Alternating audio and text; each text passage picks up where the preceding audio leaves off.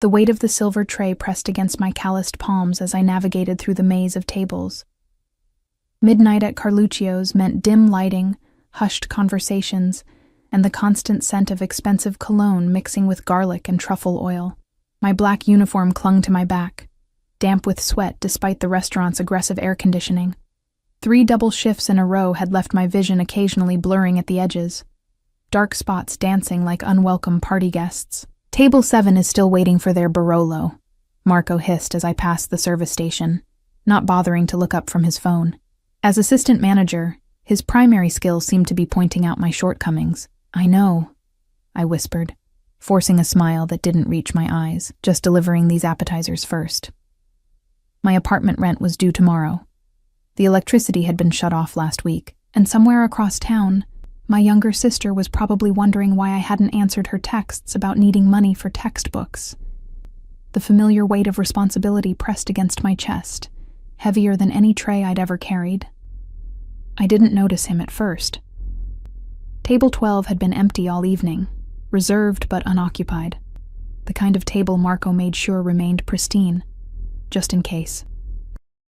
Now, as I carefully arranged prosciutto-wrapped figs and arancini before a group of chattering businessmen, I felt it. The unmistakable sensation of being watched. A prickle ran down my spine, and I instinctively glanced toward the corner of the restaurant.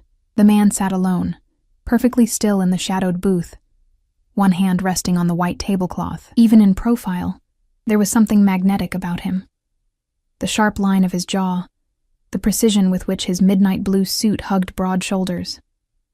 He couldn't have been more than 35, yet everything about him radiated authority. 2 men in dark suits stood nearby, not even pretending to be anything but guards, their eyes constantly scanning the restaurant.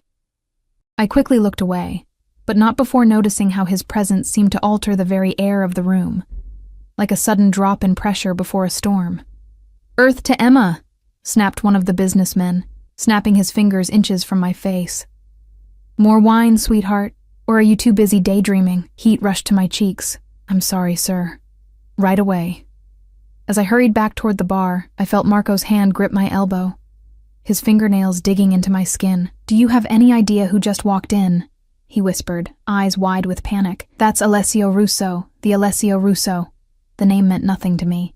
"I'm sorry, should I know?" "Jesus Christ, Emma. He owns half the waterfront. His family has been running." Marco cut himself off, glancing nervously toward table 12. He's important. Very important. And he asked for our best server." His lips twisted into what might have been an attempt at a smile. "So, unfortunately, that's you tonight. Don't screw this up." My stomach clenched as Marco thrust a wine list into my trembling hands. He's waiting. The distance to table 12 felt endless. Each step brought me closer to the man whose mere presence had turned Marco, perpetually condescending Marco, into a nervous wreck. The wine list shook slightly in my grip as I approached. Up close, he was even more intimidating. Dark hair swept back from a face that belonged on a Renaissance sculpture, all angles and perfect proportions. But it was his eyes that made my breath catch, amber-flecked brown, observing me with an intensity that felt almost physical. "Good evening, sir," I managed, voice steadier than I expected. "Welcome to Carluccio's. May I tell you about our wine selection tonight?" He didn't respond immediately, just studied me with those unsettling eyes. One of his guards shifted slightly, and I noticed the subtle bulge of a weapon beneath his jacket. "What would you recommend?" His voice was unexpectedly soft, tinged with the barest hint of an Italian accent. I blinked, caught off guard by the genuine question. Most patrons like him, the ones who arrived with security and made Marco nervous, typically ordered without consultation, flaunting knowledge of rare vintages and exclusive reserves. "The 2015 Brunello di Montalcino is exceptional," I offered, falling back on the wine that had become my standard recommendation after 3 years of serving. "But if you prefer something less conventional, we just received a small allocation of Barolo from a family producer in Piedmont. It's not on the list yet." Something flickered across his face. Surprise, perhaps, or approval. He nodded once. "The Barolo. Bring 2 glasses. 2 glasses." I glanced around, noticing for the first time that the table was set for 2, though he was alone. "Right away, sir." As I turned to leave, A wave of dizziness washed over me. I gripped the edge of a nearby chair, waiting for it to pass. 3 days of double shifts on 4 hours of sleep per night was catching up with me. Just a few more hours, I told myself. Just get through tonight. I returned with the wine, focusing intently on not spilling as I poured a taste for him. His eyes never left my face, even as he swirled the ruby liquid and took a careful sip. "You have good taste," he said, nodding for me to fill both glasses. "Sit." The command, delivered so casually, made me freeze mid-pour. "Excuse me?" "Sit," he repeated, gesturing to the empty chair across from him. "Please." I glanced over at Marco, who was watching the interaction with undisguised horror. When our eyes met, he gave a small, frantic nod. "I'm afraid I'm still on shift, sir," I said carefully. The corner of his mouth twitched. "I wasn't asking your manager, I was asking you." Something in his tone made it clear this wasn't truly a request. With awkward movements, I lowered myself into the chair opposite him, hyper-aware of how out of place I looked. A waitress in a wrinkled uniform sitting at the table of the most powerful-looking man in the restaurant. He pushed the second glass of wine toward me. "I don't drink while working," I said automatically. "1 sip," he countered, "to tell me if you truly believe in your recommendation." Against my better judgment, I took the smallest possible taste. The wine was everything I'd promised. Rich, complex, with notes of tar and roses that lingered on the palate. "It's as good as I remembered," I admitted, setting the glass down firmly and making to stand. "Now, if you'll excuse me, what's your name?" he interrupted. "Emma," I answered reflexively. "Emma," he repeated, as if testing how the syllables felt in his mouth. "How long have you been working here, Emma?" The question felt invasive, but I couldn't see a way to avoid answering. 3 years. 3 years, he echoed, seeming genuinely surprised. "And how many shifts this week?" I hesitated, wondering why he cared. "This is my 8th consecutive shift." His expression darkened. 8 shifts in 7 days? The room suddenly seemed too warm. Black spots danced at the corners of my vision again, and I gripped the edge of the table. "If you'll excuse me, I should check on your food order." I stood too quickly. The restaurant tilted sideways, the floor seeming to rush up toward me. I was vaguely aware of the wine glass tipping, of reaching desperately for something to steady myself. The last thing I registered was a strong arm catching me before I hit the ground, and a voice that seemed to come from very far away. "I've got you." Then, darkness.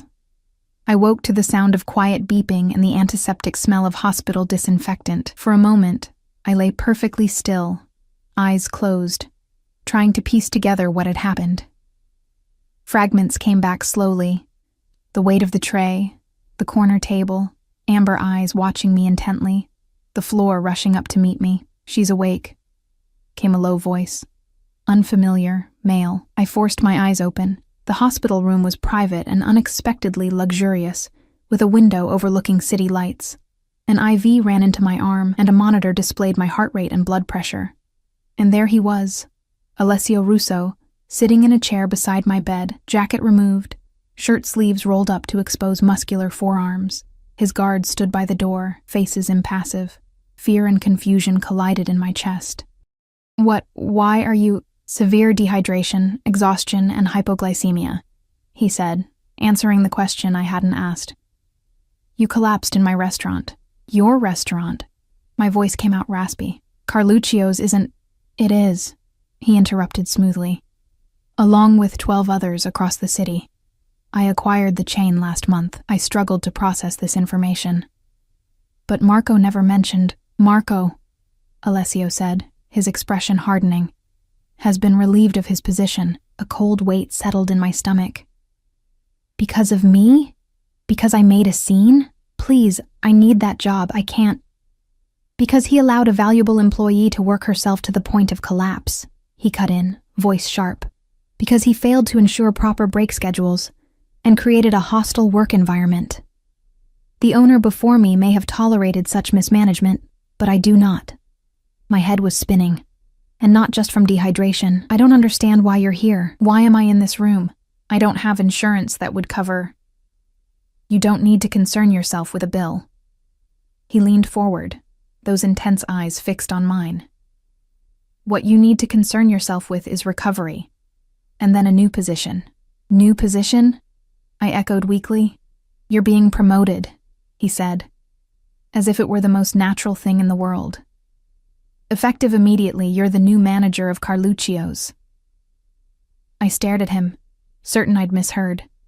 That's not possible. I'm just a server. I don't have management experience. You have 3 years of experience in my restaurant, working under incompetent leadership, and you still manage to develop an impressive knowledge of wine and maintain exemplary service standards. He stated this as if reciting facts from a file. More importantly, you have something Marco lacked: integrity and work ethic.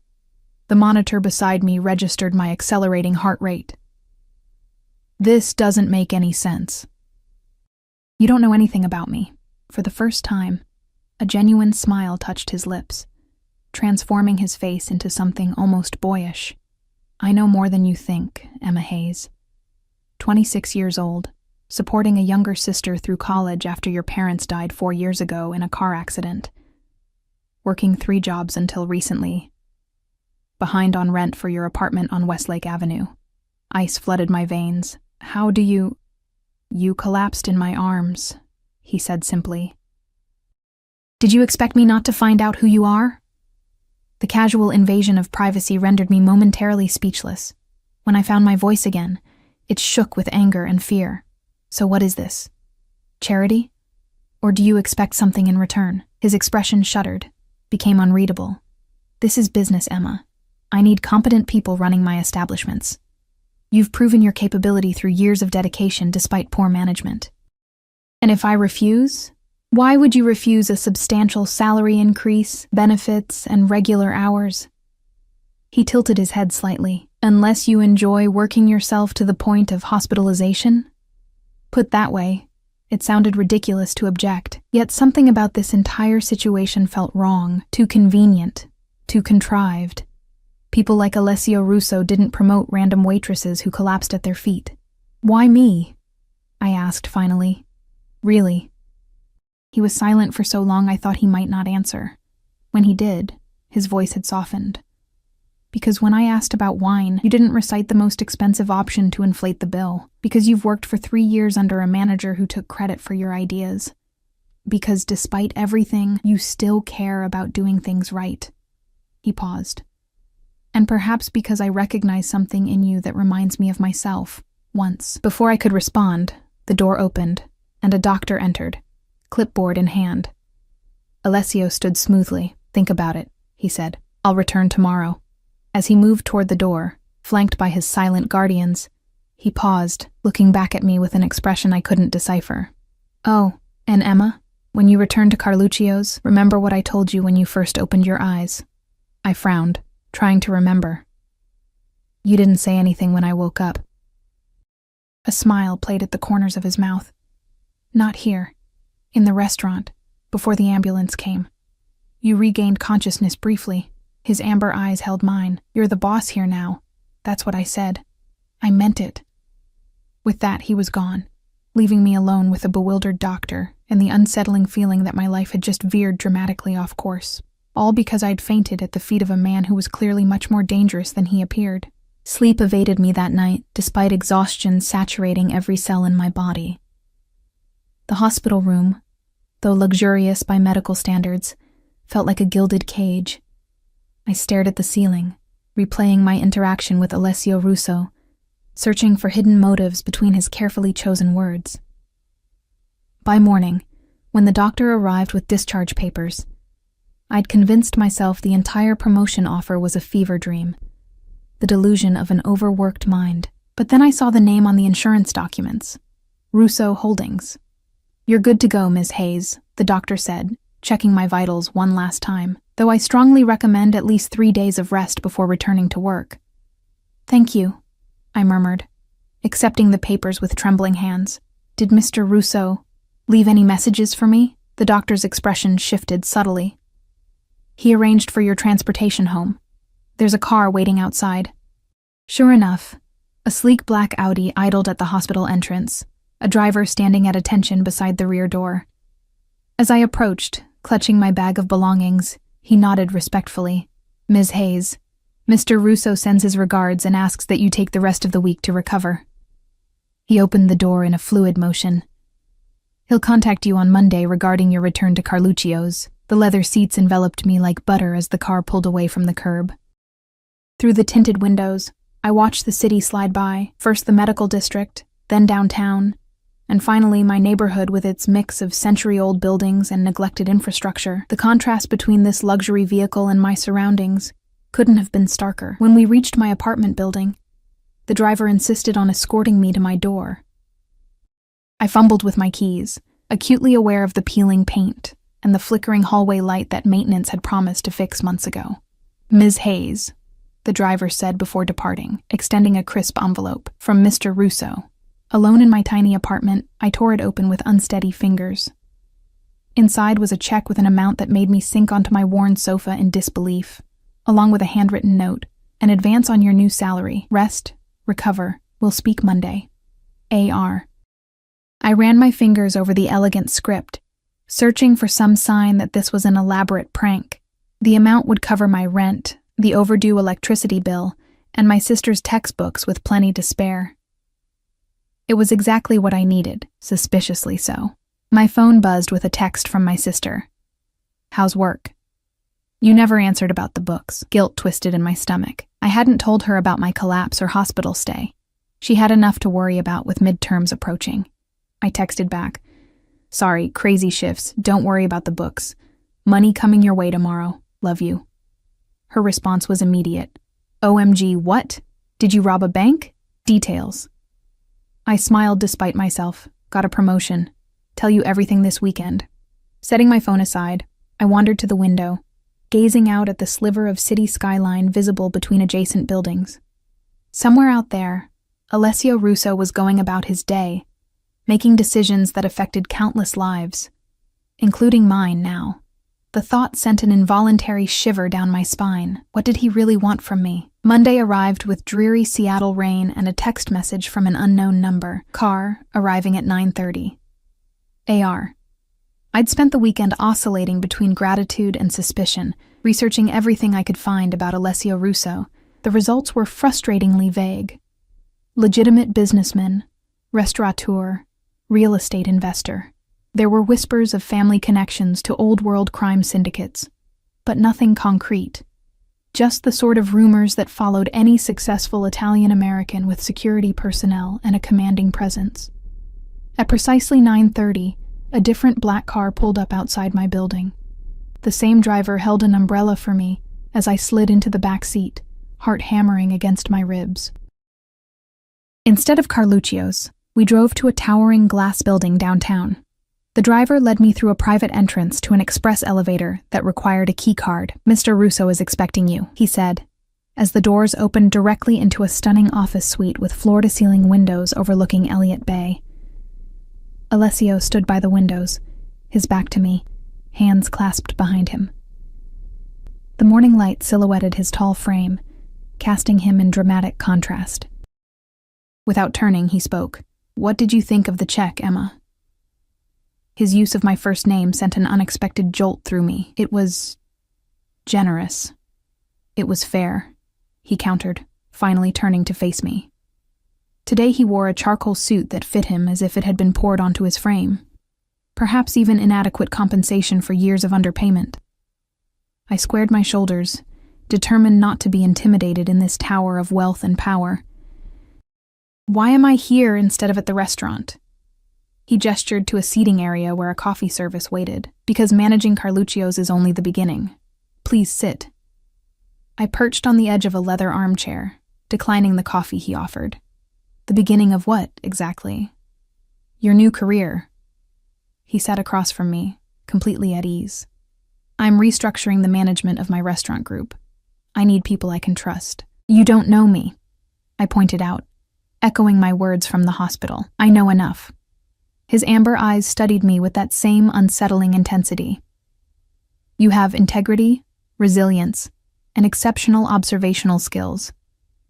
You recognize the quality of that Barolo without formal training. You've survived difficult circumstances without compromising your principles. You had me investigated, I said flatly. A slight smile touched his lips. Of course I did. I investigate everyone who works for me. I don't work for you yet. I haven't accepted anything, haven't you? He nodded toward my purse where the deposited check receipt lay. You cashed the advance. Heat rushed to my face. I have bills. That doesn't mean I've agreed to, Emma. The way he said my name, soft but commanding, halted my protest. I'm offering you opportunity, not obligation. If you wish to walk away, the door is there. Keep the money. Consider it compensation for your mistreatment under previous management. For a moment, I considered it, standing, walking out, returning to the life I knew. Difficult but predictable, safe in its own way. But then what? More double shifts? More choosing between electricity and proper meals? More watching my sister struggle while I worked myself into collapse? What exactly would this job entail? I asked finally. Something flickered in his eyes, satisfaction perhaps. Initially, managing Carluccio's, restructuring staff, improving service protocols, revitalizing the menu with the executive chef. Once that's running smoothly, overseeing the implementation of those changes across other locations. It sounded reasonable, challenging, but within the realm of possibility. And my qualifications? I pressed. I've never managed anything. You've been unofficially managing for years, picking up slack for incompetent supervisors. He leaned forward slightly. You know the business from the ground up. That's more valuable than an MBA with no practical experience. A thought occurred to me. Is this how you started, working your way up through restaurants?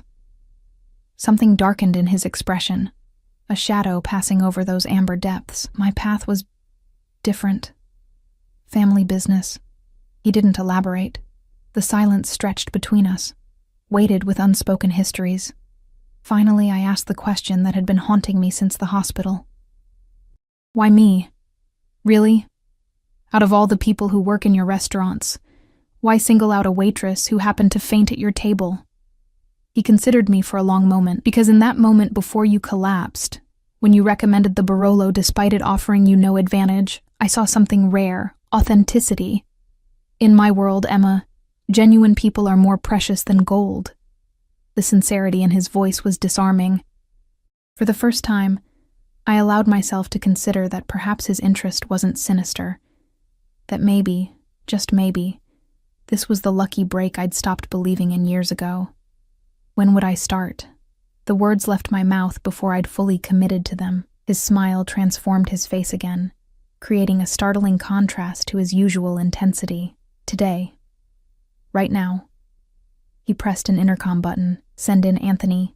Moments later, a door opened, and a man entered, early 50s, with salt and pepper hair and the confident bearing of someone comfortable in corporate settings. Emma, this is Anthony Vega, my hospitality director. He'll walk you through everything you need to know about your new position. Alessio stood, buttoning his jacket in one smooth motion. I have another meeting, but I'll check in later today at Carluccio's. As he moved toward the door where his security detail waited, he paused beside my chair, his hand lightly touching my shoulder. The contact, though brief, sent warmth cascading through me. Remember, Emma, he said, voice pitched for my ears alone. You earned this. Don't let anyone tell you otherwise. Then he was gone, leaving me with Anthony and the lingering sensation of his touch on my shoulder. The next 6 hours passed in a whirlwind of information, employee files, vendor contracts, profit and loss statements, scheduling protocols. Anthony was thorough and surprisingly patient with my questions. Mr. Russo has a good eye for talent, he remarked as we reviewed the restaurant's finances over lunch. But this is unusual, even for him. Unusual how? I asked, trying to sound casual. Anthony gave me a measured look. He doesn't typically take such personal interest in staffing decisions below executive level. Before I could press for more details, his phone buzzed. Mr. Russo wants us at Carluccio's now. The staff has been informed of the management change. My stomach clenched. I'd been so consumed with paperwork and procedures that I hadn't considered facing my former coworkers as their new boss. The restaurant was quiet when we arrived, the afternoon lull between lunch and dinner service. The staff had been assembled in the dining area, servers, bartenders, line cooks, dishwashers, all watching with varying degrees of curiosity and resentment as Anthony introduced me as the new manager. "Some of you already know Emma," he concluded. "She's been promoted based on her years of dedicated service and her intimate knowledge of Carluccio's operations. Mr. Russo has complete confidence in her ability to lead this team." The silence that followed was deafening. I recognized the expressions on their faces, the same mixture of confusion and suspicion I'd felt in the hospital room. "Thank you, Anthony," I said, finding my voice. "I know this is unexpected. I was as surprised as you are." I scanned the familiar faces. "I've worked alongside most of you for years. I know your strengths because I've witnessed them firsthand. I also know the challenges we've faced under previous management." A few nodded cautiously. Encouraged, I continued. "My door will always be open. I don't pretend to have all the answers, but I promise to listen to your concerns and ideas. This is still our restaurant. We just have better support now." As I spoke, I noticed movement near the entrance. Alessio had arrived with 2 of his guards, standing silently at the back of the room, watching the proceedings with those penetrating eyes. After the meeting dispersed, with Anthony taking kitchen staff for separate briefings, Alessio approached me. "You handled that well," he said, genuine approval in his voice. "They think I slept with you to get this job," I replied bluntly, keeping my voice low. He didn't flinch at my candor. "And does that bother you?" "Of course it does. Why? You and I know the truth." I stared at him, incredulous. "Because respect has to be earned, and rumors like that undermine my authority before I've even started." A slow smile spread across his face. "Exactly right. So what will you do about it?" I realized he was testing me. "Prove them wrong through actions, not words. Show them I'm qualified through results." He nodded once, satisfied. "Your office is this way." He led me to what had been Marco's domain, a small room adjacent to the wine cellar. But where Marco's office had been cluttered and disorganized, this space had been completely transformed. New furniture, state-of-the-art computer equipment, even the lighting had been upgraded. "When did you do all this?" I asked, running my fingers over the smooth surface of the desk. "Yesterday." He shrugged, as if completely renovating an office overnight was trivial. The old setup wasn't suitable. As I took in the space, my space now, the reality of everything began to sink in. 24 hours ago, I'd been a waitress living paycheck to paycheck. Now I was managing a high-end restaurant, reporting directly to a man whose very presence made rooms fall silent. "This is really happening," I murmured, more to myself than to him. "It is." He moved closer, his proximity sending that same inexplicable warmth through my body. "Are you ready?" Looking into those amber eyes, I realized the question carried weight beyond the immediate context of the restaurant. Whatever game Alessio Russo was playing, I was now a piece on his board. "Yes," I answered, surprising myself with the certainty in my voice. "I'm ready."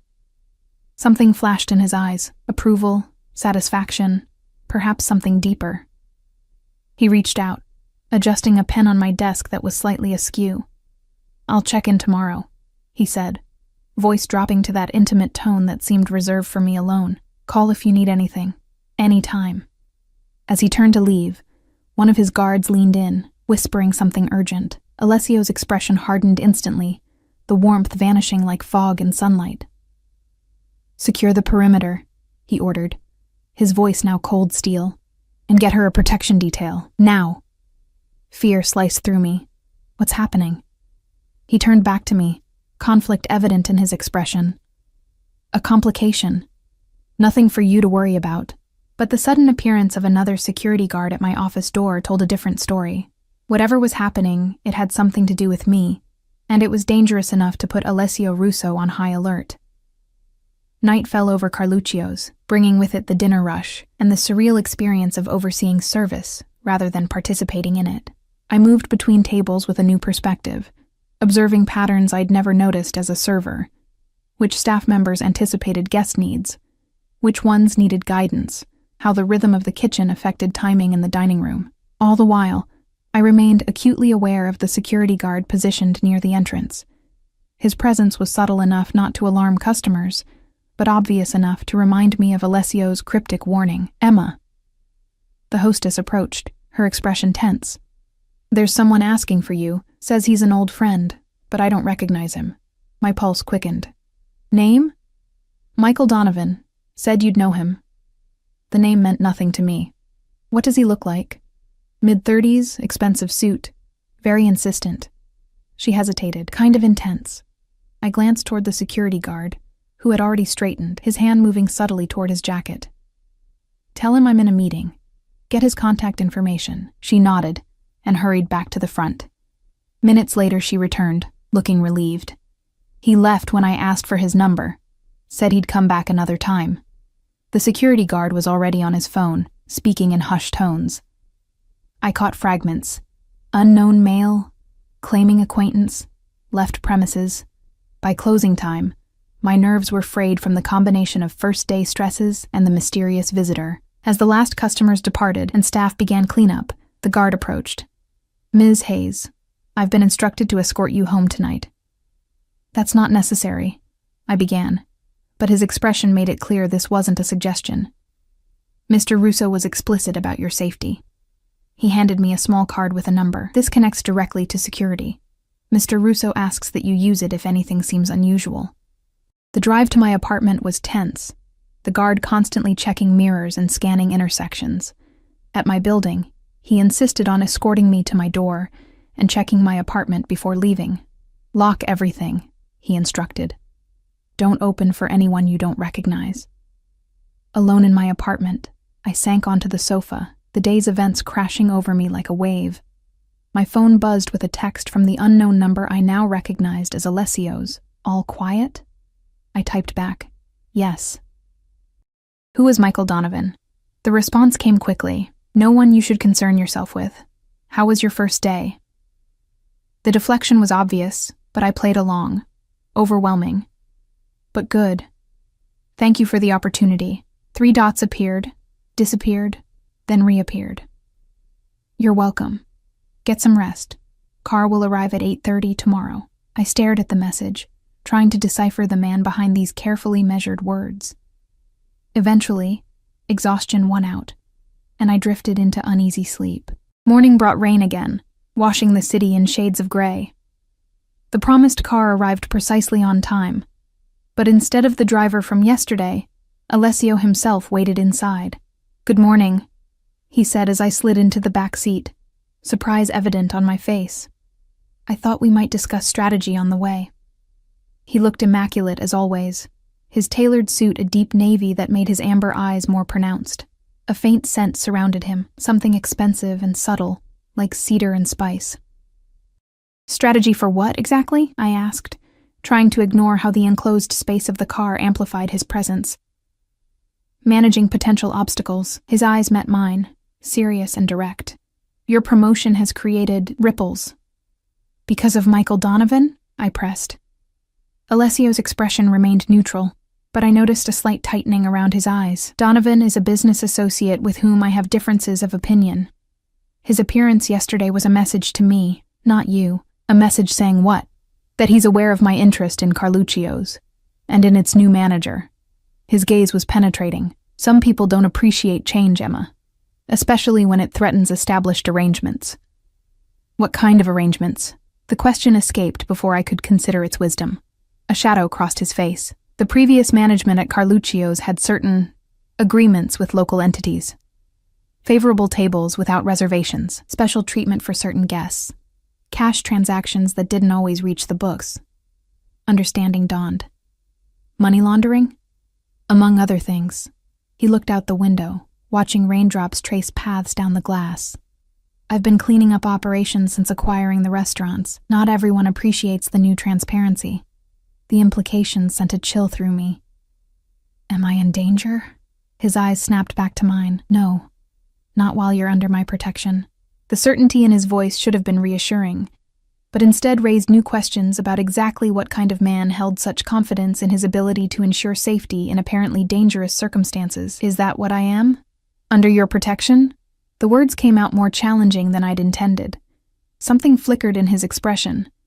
Surprise, perhaps, at my directness. Then, unexpectedly, he smiled. "You're under my employment, Emma." The protection is a courtesy I extend to all my key personnel, but the security detail, the personal texts, showing up this morning instead of sending a driver, that's standard for all your managers? The car slowed as we approached Carluccio's. Instead of answering immediately, Alessio studied me with those unsettling eyes. "No," he finally admitted. "That's not standard." Before I could pursue this revelation, his phone buzzed. He checked it, his expression darkening instantly. "Change of plans," he told the driver. "Take us to the penthouse office." "What's wrong?" I asked as the car smoothly reversed direction. "A situation that requires attention." His voice had shifted to that steel-cold tone from yesterday. "Nothing for you to worry about.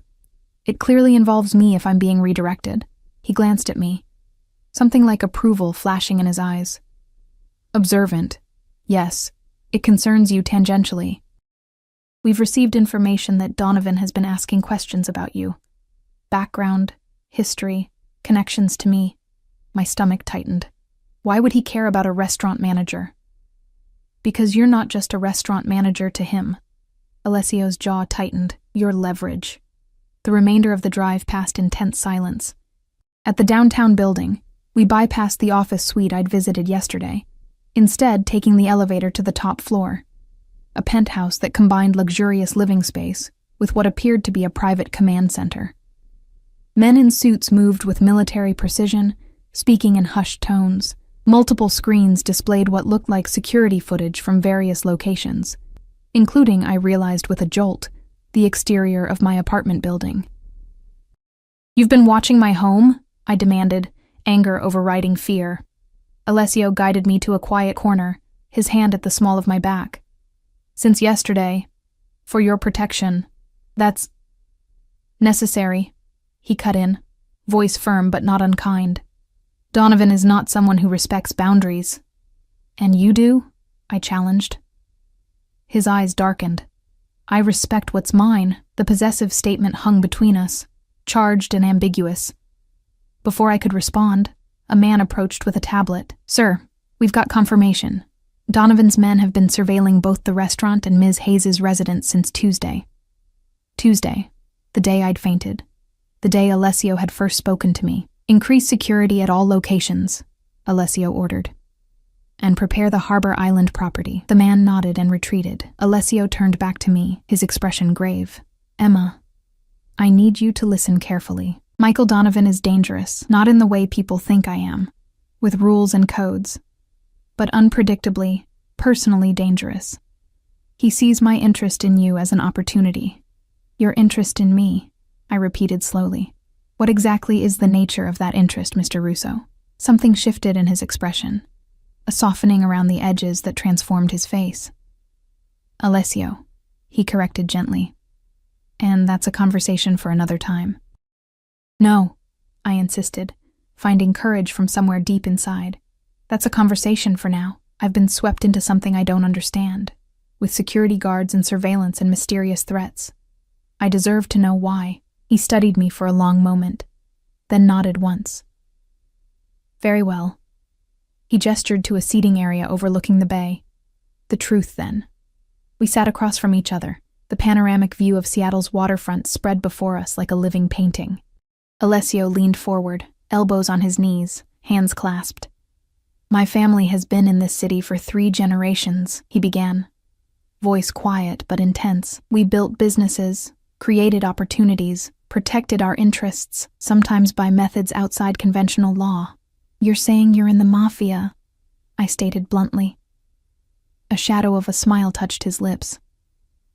"The media loves that term. The reality is more complex. My grandfather came from Sicily with certain traditions.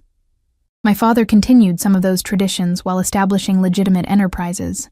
When I took control 5 years ago after his death, I accelerated the transition to completely legitimate operations. But not everyone approved, I guessed. No.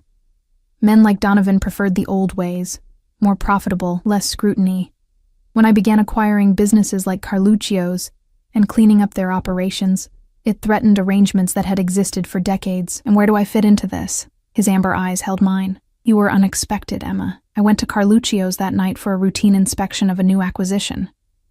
I wasn't looking for anything beyond business, but then there was you. His voice softened. Exhausted, clearly underappreciated, yet still maintaining standards and integrity. When you recommended that Barolo instead of pushing the most expensive wine, I was intrigued. When you collapsed and I caught you, I felt... He paused, seemingly searching for the right word. Responsible? I suggested. Protective, he corrected. Then I learned more about you. Your history, your struggles, your unwavering support of your sister despite your circumstances. I recognized something in you that I value above all else. Loyalty, I said quietly. His eyes widened slightly. Yes, exactly. And strength, not the kind that dominates, but the kind that endures. So you promoted me because you admired my character? Partially. He hesitated. But there's more. When I help someone, truly help them, not just with money but with opportunity, I expect loyalty in return. I wanted you in my circle, Emma. I wanted someone I could trust running Carluccio's. And now? His expression shifted again, becoming more intense. Now, I want to keep you safe from Donovan, who sees my interest in you, however professional, as a vulnerability he can exploit. The pieces began fitting together, the security, the texts, the personal attention. You think he'll try to use me to get to you? I know he will. Alessio's voice hardened, which is why I need you to temporarily relocate to a secure property. You want me to go into hiding? I stared at him in disbelief. I have a job, the job you gave me. I have responsibilities, my sister, all of which can be managed remotely for a short time. He reached across the space between us, his hand covering mine. The contact sent warmth spreading up my arm. Emma, I wouldn't ask if it weren't necessary. The sincerity in his voice was disarming. I looked down at his hand on mine, strong, with an unexpected gentleness in his touch. How long? A few days, a week at most. Just until we resolve the situation with Donovan. And how exactly do you plan to resolve it? I asked, suddenly afraid of the answer. He withdrew his hand slowly. Legally. Despite what you may think, I don't resort to violence unless absolutely necessary. Donovan and I will come to an understanding. Something in his tone, a cold certainty, made me shiver. This man, with his elegant suits and refined manners, possessed a dangerous edge I was only beginning to comprehend. I need time to think, I said finally. He nodded, respecting my hesitation. Of course, but not too much time. Every hour increases the risk. As if to emphasize his point, one of his men approached urgently. Sir, we have movement at the apartment building. Alessio was on his feet instantly, moving toward the monitors. I followed, heart racing. On the screen, 2 men in unmarked maintenance uniforms were entering my building. The timestamp showed this was happening now, in real time. They're not building staff, confirmed the security officer. We checked the schedule. Alessio's expression hardened into something terrifying. Intercept them. Now, he turned to me. All pretense of casual conversation gone. Pack a bag. You're leaving immediately. The cold command in his voice should have angered me. Instead, watching the strangers enter my building with unknown intentions sent fear coursing through my veins. What about my sister? I asked, voice barely above a whisper. His expression softened fractionally. Where is she? University of Washington. She lives in the dorms. He nodded to one of his men. Arrange protection for Ms. Hayes's sister. Discreet but thorough. Turning back to me, he added gently, She'll be safe. You have my word. It was strange how quickly I'd come to believe him when he spoke with that tone, as if his word was an unbreakable covenant. Okay, I said finally. I'll go to your safe house, but I want daily updates on my sister, on the restaurant, and on the situation with Donovan. A smile touched his lips, genuine, almost proud. Not many people make demands of me, Emma Hayes. I'm not asking for much. No, you're not. He stepped closer, his voice dropping to that intimate tone that seemed reserved for me alone. Which is why you'll get exactly what you've asked for, and more. The promise lingered between us, laden with meanings I wasn't ready to explore. Beyond the windows, rain continued to fall on Seattle, washing away the ordinary world I'd inhabited just days ago, before I fainted into the arms of a man who was rapidly becoming both my protector and my greatest unknown. The safe house was nothing like I had imagined. I'd envisioned something Spartan and hidden, perhaps a nondescript apartment with security features. What I found instead was a stunning waterfront property on Harbor Island, with panoramic views of the Seattle skyline, the kind of place featured in architectural magazines. "This is your idea of lying low?" I asked, as Alessio's security chief, Vincent, led me through the glass and cedar structure. Vincent's stoic expression didn't change. "The property isn't registered under Mr. Russo's name. The security system is military grade. The windows are bulletproof." He gestured to a panel near the entryway. "This controls everything. Lights, temperature, security alerts. The house is fully stocked with food and necessities." I wandered toward the floor-to-ceiling windows, watching ferries cross Elliott Bay. The space felt simultaneously exposed and impenetrable. All that glass creating an illusion of vulnerability while offering a strategic view of any approach. "How long has Alessio owned this place?" I asked, running my fingers along the smooth quartz countertop in the kitchen. "Mr. Russo acquired it 3 years ago," Vincent replied.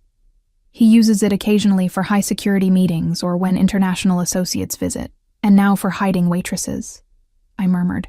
A ghost of a smile touched Vincent's usually impassive face.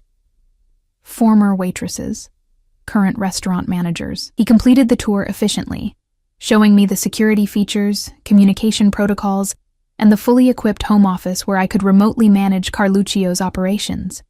2 female security personnel would remain on site at all times, with male counterparts patrolling the perimeter. "Mr. Russo will be here this evening," Vincent informed me as he prepared to leave. "He has some matters to attend to first." "Matters concerning Michael Donovan?" I asked. Vincent's expression revealed nothing. "I'm not at liberty to discuss Mr. Russo's schedule." After he departed, leaving me with the 2 female guards who maintained a respectful distance, I explored the house more thoroughly. The master suite was clearly Alessio's occasional domain, the closet containing several suits and shirts in his size, the bathroom stocked with his preferred toiletries. I'd been given the guest suite, which was luxurious in its own right but felt less personal. I found myself drawn to the bookshelves in the living area, scanning titles that ranged from Italian classics to modern business theory to, surprisingly, poetry. Running my fingers along the spines, I tried to construct a picture of Alessio from these fragments. The books he read, the art he chose for his walls, the space he created for himself away from the world.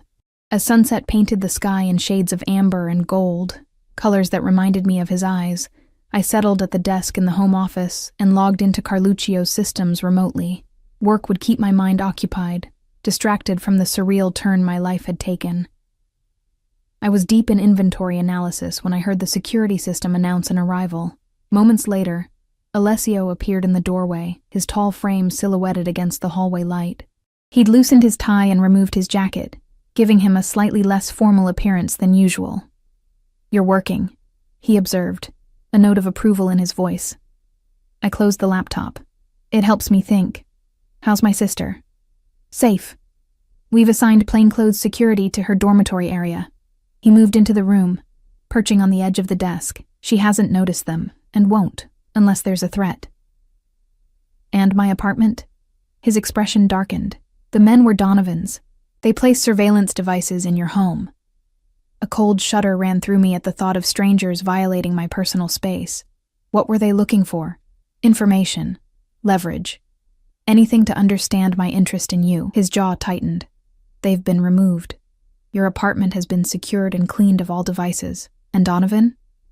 Alessio's eyes met mine, his gaze steady. "We're meeting tomorrow." "To discuss what, exactly? Terms?" The single word carried weight, like a stone dropped into still water. "He needs to understand certain boundaries." "Boundaries concerning me?" Alessio studied me for a moment, as if deciding how much to reveal. Yes, among other business matters. I stood, suddenly unable to remain still. This is insane. A week ago I was a waitress with normal problems. Bills, exhaustion, a crappy boss. Now I'm in a safe house because a Mafia boss is meeting with his rival about… What? Ownership rights to me? You are not property, Emma, Alessio said sharply, standing as well. No one owns you. Then what am I? Why am I here? Why does Donovan care about me? Alessio stepped closer, his proximity sending that now familiar warmth through my body despite my agitation. You're here because I protect what matters to me.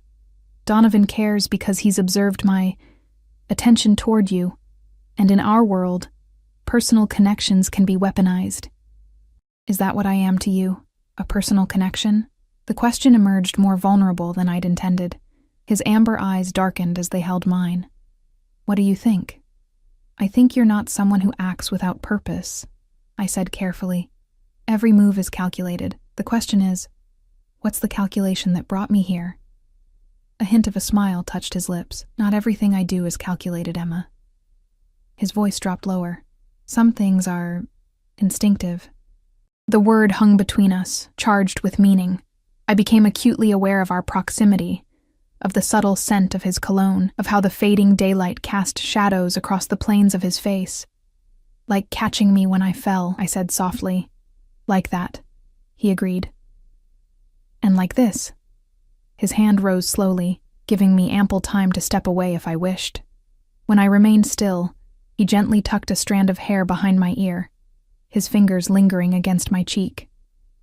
The touch was feather-light, but sent electricity coursing through me. I should check on dinner, he said suddenly, withdrawing his hand. You must be hungry. The abrupt shift left me momentarily disoriented. Yes, I could eat. In the kitchen, Alessio moved with unexpected confidence, retrieving ingredients from the refrigerator and pantries. I watched in surprise as he efficiently chopped vegetables and heated olive oil in a pan. You cook? I couldn't keep the surprise from my voice. He glanced up with a genuine smile that transformed his usually serious face. My mother insisted all her children learn. She said a man who can't feed himself is always at someone else's mercy. Your mother sounds wise. She was. A shadow crossed his expression. Cancer. 8 years ago. I'm sorry. The simple condolence felt inadequate, but his nod of acknowledgement suggested he understood the sentiment behind it. As he continued preparing what appeared to be a traditional Italian pasta dish, I gathered the courage to ask more personal questions. You said children. Do you have siblings? A brother and sister, both younger. He added garlic to the pan, the aromatic scent filling the kitchen. My brother runs our legitimate businesses on the East Coast. My sister is a doctor in Chicago. Far from the family business, I observed. By design. I wanted her completely separate from our world. He glanced at me. My father disagreed. It was our first major conflict when I took over. I leaned against the counter, watching his confident movements. You took over young, didn't you? 28? Too young, many thought. He worked as he spoke, his hands never idle. My father's death was unexpected.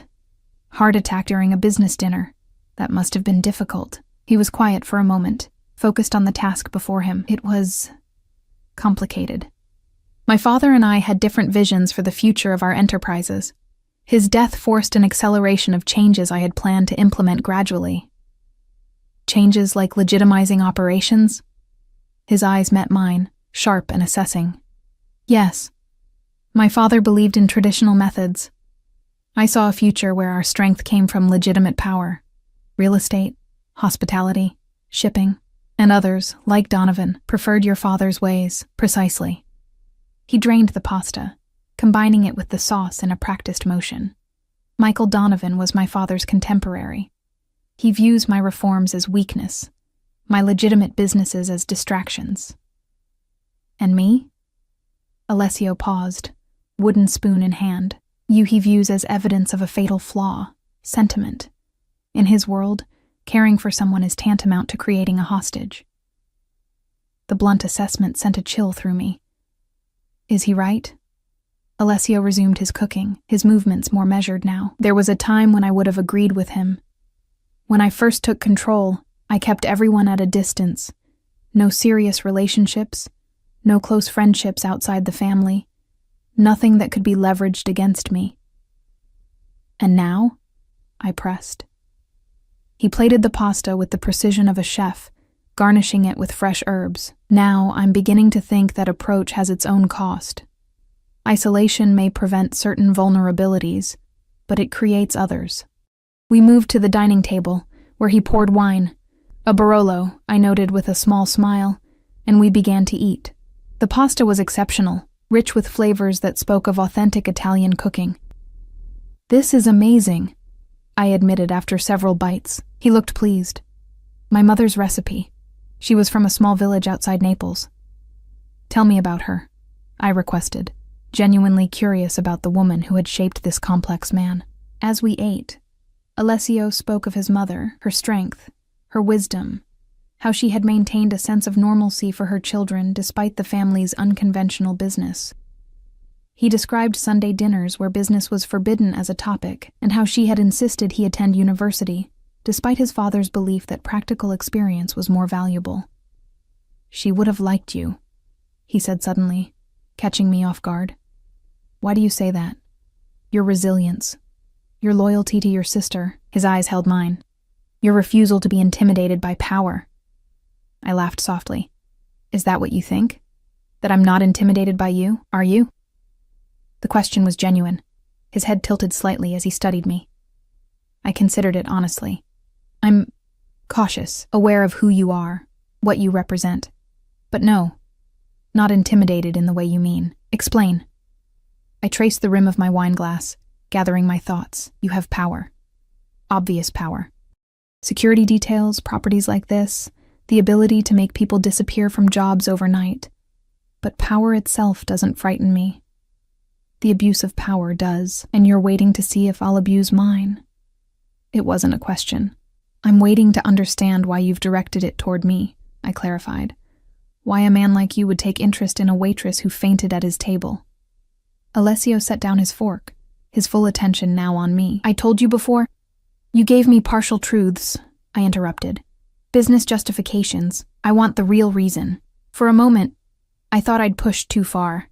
His expression became unreadable, his posture perfectly still in that way that suggested controlled power. Then, surprising me, he smiled. "You're remarkably direct for someone in your position." "My position being under my protection," he supplied. "Most people would be more deferential." "If you wanted deference, you chose the wrong waitress to catch." His laugh was unexpected and genuine, transforming his face completely. "Evidently." He refilled our glasses, his movements elegant and precise. "The real reason, then." He leaned back, amber eyes holding mine. "When you collapsed and I caught you, something shifted. You were vulnerable but not weak. There's a difference. I found myself concerned for you in a way that went beyond the professional. When I learned more about you, your circumstances, your character, that concern deepened." "Into what?" I asked softly. "Interest. Admiration." He paused, then added with careful precision, "Desire." The word hung between us, charged and dangerous. My heart accelerated, blood rushing to my face. "That's a complication neither of us needs," I managed finally. "I agree," he said, surprising me again, "which is why I created a professional framework for our association. The promotion was merited, your qualifications are genuine, but I won't pretend my personal interest didn't accelerate the process." His honesty was disarming. "And now? What do you want from me now, Alessio?" The use of his first name seemed to please him. "Right now? Your safety. Beyond that." He hesitated. "I want the chance to know you better, without pressure or expectation. At your pace, not mine." It was perhaps the most normal thing he'd said to me, a request that could have come from any man interested in any woman. Yet coming from him, with his power and position, it carried different weight. "And if I say no, then you remain Carluccio's manager, with all the benefits and security that entails, for as long as you wish. Your career path would be determined by your performance, not your personal choices." I studied him, searching for signs of deception or manipulation. You'd accept that? Just a professional relationship? I wouldn't like it, he admitted with unexpected candor. But yes, I would accept it. What I won't accept is putting you at risk because of my interest, which is why you're here until the situation with Donovan is resolved. Before I could respond, his phone buzzed. He checked it, his expression immediately hardening. What's wrong? I asked, recognizing the shift. Donovan has moved up our meeting tonight. He stood, already messaging someone on his phone. I need to go. Anxiety twisted in my stomach. Is that safe? His expression softened momentarily. Your concern is noted. He hesitated, then added, Stay in the house. The security team has instructions. I'll return as soon as I can. As he moved toward the door, I followed. Alessio, I called, stopping him. Be careful. He turned, something intense flickering in his amber eyes. Always. Then, with a nod to the security team, left alone with the remains of our dinner and 2 silent guards maintaining a respectful distance, I moved to the windows, watching his car disappear into the night. The Seattle skyline glittered across the water, beautiful and distant, like the normal life I'd inhabited just days ago. Whatever happened at that meeting with Donovan would determine not just Alessio's fate, but mine as well. Our lives had become entangled in ways I couldn't have imagined when I'd first looked up to see those amber eyes watching me across Carluccio's dining room.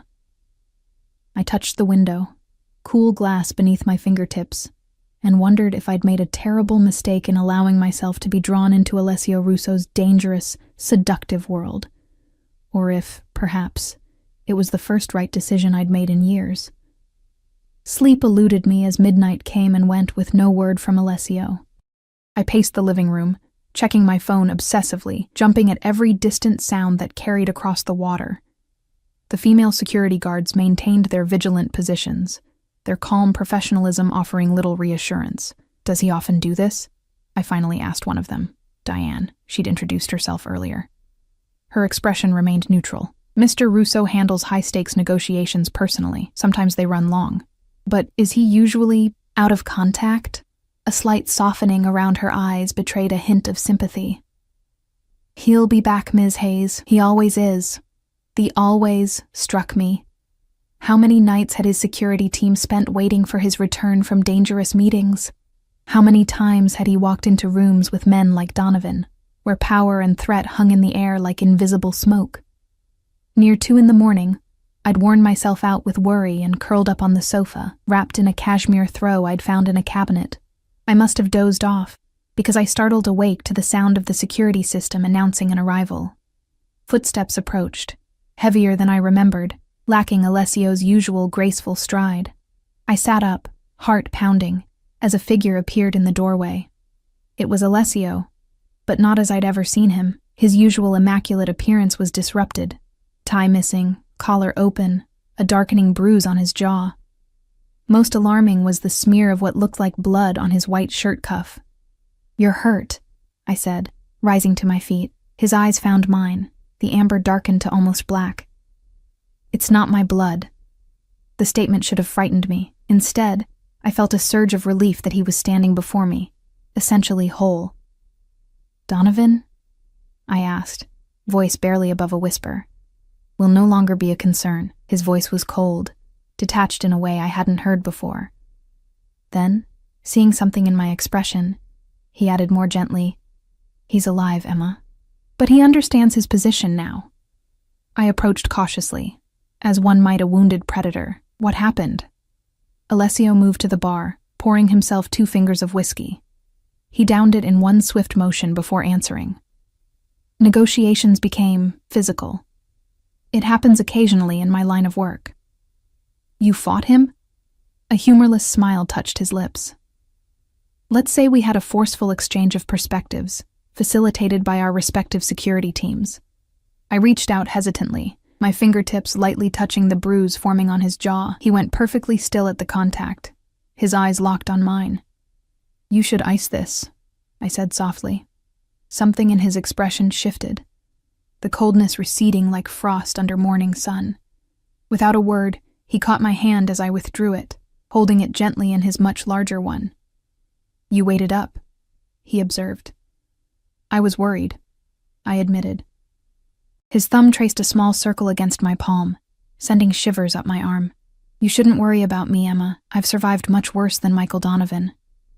That doesn't mean I can't care what happens to you. The words hung between us, more revealing than I'd intended. Alessio's eyes darkened further, but this time not with coldness, with something warmer, more dangerous. Is that what you do? Care what happens to me? His voice had dropped to that intimate tone that seemed reserved for me alone. I should have pulled away then, maintained the professional boundary he'd promised to respect. Instead, I found myself stepping closer. Against my better judgment, I whispered. Yes. The confession seemed to break something inside him. With a swiftness that took my breath away, he pulled me against him. One hand cradling the back of my head as his lips found mine. The kiss was nothing like I'd imagined. And I had imagined it, I realized, more than I'd admitted to myself. It wasn't demanding or possessive, but questioning, almost reverent. His lips moved against mine with a gentleness that contrasted sharply with the power I knew he possessed. When we finally broke apart, both breathing harder, he rested his forehead against mine. I've wanted to do that since you recommended that Barolo, he murmured. A small laugh escaped me. That's oddly specific. It was the moment I realized you were different. His hand moved to cup my cheek. You weren't trying to impress me or gain advantage. You were simply being yourself. I didn't know who you were, I reminded him. Exactly. His thumb brushed my lower lip. No pretense. No fear. Just you. With your tired eyes and your perfect wine recommendation and your refusal to be anything but authentic. I placed my hand over his, my mind racing with the implications of what was happening between us. This complicates everything. Everything worth having is complicated, Emma. His eyes held mine, serious and intent. The question is whether you want to explore those complications with me. The sincerity in his voice gave me courage. What happens if I say yes? What does that look like, with someone like you? It looks like whatever we decide it should. He tucked a strand of hair behind my ear. I'm not offering a contract with predetermined terms. I'm offering a beginning with a man who comes home with blood on his shirt and bruises on his face, I pointed out. His expression sobered. I won't pretend to be something I'm not. My world has edges most people never see, but I can promise you this, with you, I will always be honest. I will always protect you, and I will never ask you to compromise who you are. His words resonated deep within me. After years of struggling alone, of putting everyone else's needs before my own, the promise of protection, of being valued for exactly who I was, held a seductive appeal I couldn't deny. When can I go back to my apartment? I asked, changing the subject slightly. If he was disappointed by my deflection, he didn't show it. Tomorrow, if you wish. Donovan has agreed to certain terms that ensure your safety. And my sister? Protected, as promised.